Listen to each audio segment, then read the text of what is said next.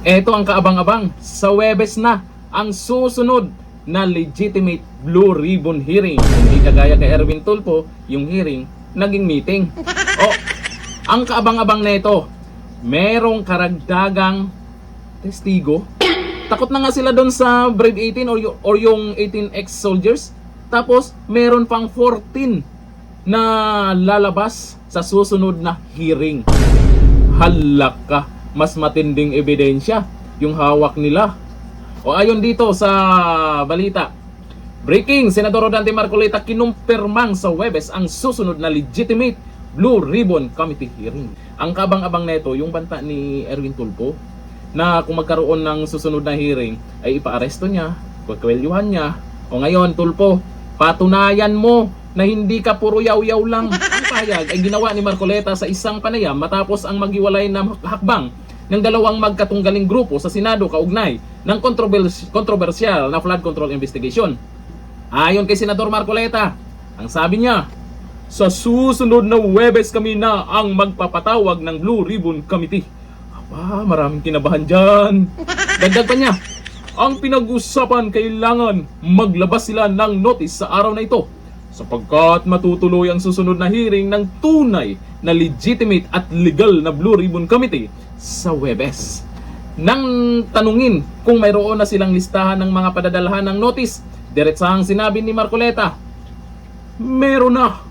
Nang usisain kung muli nilang imbitahan si dating Speaker Martin Romualdez matapos itong hindi dumalo sa mga naunang pagdinig, sinabi ni Marcoleta, ipupush pa rin namin. Yun kasi mali yung sagot ng House of Representatives.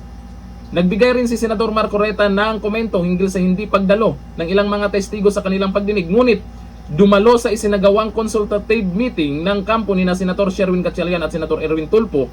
Naging meeting yung hearing.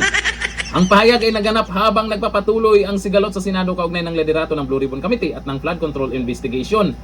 Noong June 8, nagsagawa ang kampo ni Gatchalian at Erwin Tulfo ng isang hearing na naging meeting. Ewan ko lang kung anong nangyari doon. May mga dahilan na sila. Alam naman po natin na hindi interesado po ang mga netizens doon sa pa-meeting. O meeting daw consultative meeting daw yun Hindi interesado ang karamihan kasi walang masyadong nanonood sa kanila. Eto ngayon, inaabangan ng karamihan. Sa balitang to ay marami nang nagko-comment dyan. Excited na sila. Excited na rin nilang makilala yung karagdagang testigo at kung ano yung mga pasabog.